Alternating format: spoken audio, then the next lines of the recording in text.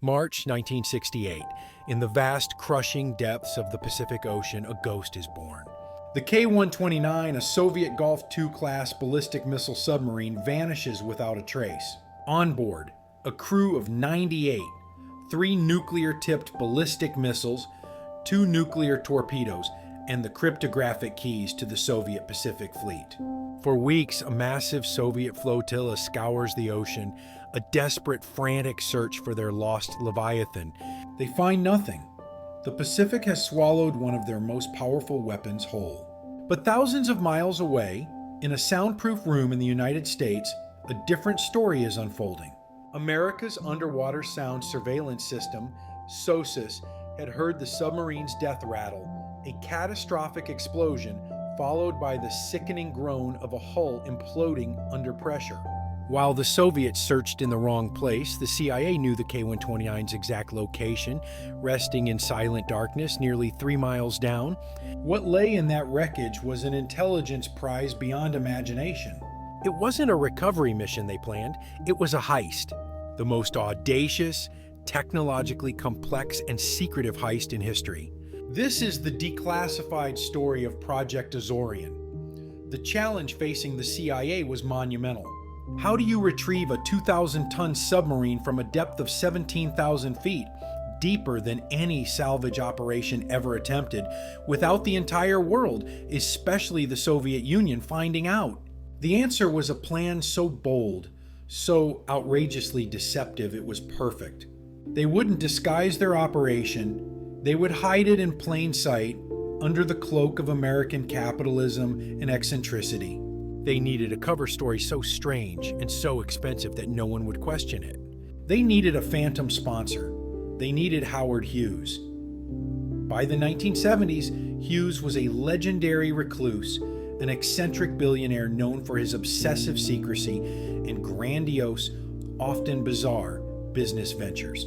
The CIA realized that if Howard Hughes announced he was spending a fortune to begin a new highly secretive venture to mine manganese nodules from the deep ocean floor, the world would simply nod and say, "That sounds like something Howard Hughes would do." The cover story was perfect. Hughes, a staunch patriot, agreed to lend his name and his company's resources to the operation. With the cover in place, the CIA's engineers began designing the machine to pull off the impossible. The result was a ship that was itself a work of science fiction, the Hughes Glomar Explorer. Built at a cost of nearly $500 million, the equivalent of over $2.5 billion today, the Glomar Explorer was a technological marvel. It was a 36,000-ton behemoth longer than 2 football fields. But its most incredible feature was hidden from view. In the center of its hull was a giant retractable roof that concealed a cavernous interior bay, a so-called moon pool. This massive, submersible chamber was large enough to swallow the Soviet submarine whole, hiding it from the prying eyes of spy satellites and reconnaissance planes. And to perform the grab itself, they designed Clementine. Officially called the capture vehicle, it was a giant mechanical claw weighing over 2,000 tons, a spider-like tangle of steel beams and hydraulic pincers designed to be lowered through the moon pool, descend 3 miles into the abyss, and gently cradle the broken submarine in its grasp. The entire operation was a breathtaking gamble on unproven technology. On June 20th, 1974, the Glomar Explorer set sail from Pennsylvania on its secret mission. Upon reaching the target coordinates in the Pacific, it wasn't alone. As expected, the Soviet Navy was waiting. The intelligence ship Chazma and a powerful seagoing tug, the SB-10, began to shadow the Glomar Explorer, their crews watching its every move through powerful binoculars, their antennas listening for any unusual radio traffic. The Great Deception had begun. For the crew of the Glomar Explorer, the pressure was immense. They had to perform the charade of a deep-sea mining operation while preparing for a clandestine nuclear submarine heist. The Soviets were relentless. They circled the American vessel, sometimes coming dangerously close. Soviet helicopters buzzed overhead, their cameras trained on the deck. On the radio, the Soviet captain would make contact, his voice a mix of professional curiosity and suspicion. Hughes Glomar Explorer, this is the Soviet naval vessel Chazma. What is the nature of your operations? The American captain, a CIA man playing a role, would calmly reply, "We are conducting deep-sea mining exploration for global marine development." Named. They offered the Soviets a tour, even sharing bottles of vodka, all part of the elaborate theater. For weeks, this tense psychological ballet played out on the high seas. While the Soviets watched the crew perform routine mining tasks on deck, below them, in the hidden moon pool, the real work was happening. Slowly, painstakingly, the giant claw, Clementine, was assembled and lowered section by section through the ship's hull, down into the crushing blackness of the deep Pacific. Finally, the claw reached its target. On the monitors in the control room, the ghostly image of the K-129 appeared. With infinitesimal precision, the operators guided the massive steel fingers around the submarine's broken hull. Then, the command was given.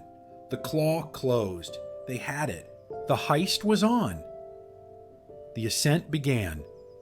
For 8 days, the Glomar Explorer's massive winches strained, lifting the immense weight of the claw and its nuclear prize from the ocean floor, foot by agonizing foot.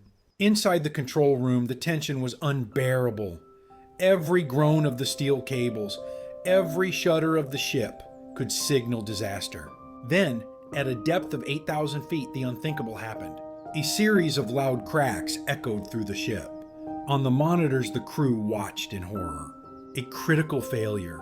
Several of the giant steel prongs on Clementine had buckled under the immense strain. In a slow, agonizing moment, the main prize, the aft two-thirds of the K-129 containing the missile silos, the engine room, and the code machines, broke away. It slipped from the claw's grasp and began its long, silent journey back to the eternal darkness of the seabed. It was gone forever. A catastrophic failure, but not a total one.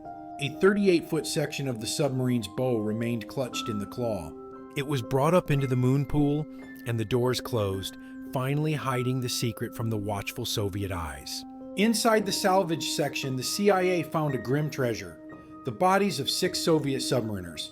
In a secret ceremony held on the deck of the Glomar Explorer, the crew gave the fallen sailors a full military burial at sea in accordance with naval tradition. The entire ceremony was filmed, the flag-draped casket slipping into the waves as the Soviet national anthem was played, a gesture of respect for their Cold War adversaries. They had hoped to one day give the film to the sailors' families. The Glomar Explorer returned to the United States, a different country from the one it had left. The Watergate scandal had toppled a president, and a newly emboldened press was on the hunt for government secrets. In June 1974, a break-in at one of Howard Hughes' offices resulted in the theft of documents related to the project. The story began to leak. Despite desperate pleas from CIA Director William Colby to protect national security, the Los Angeles Times and then the New York Times published the story in February 1975, exposing the audacious mission to the world. When journalists flooded the CIA with requests for information under the Freedom of Information Act, the agency found itself in a legal bind. It couldn't hand over documents about a mission it had never acknowledged, but it also couldn't lie. The legal team crafted a response that would become legendary. They stated that the agency could neither confirm nor deny the existence of the information requested. The Glomar response was born, a phrase that has since become synonymous with the world of official secrecy. So, was Project Azorian a success or a spectacular failure? The loss of the main section of the K-129 was a devastating blow.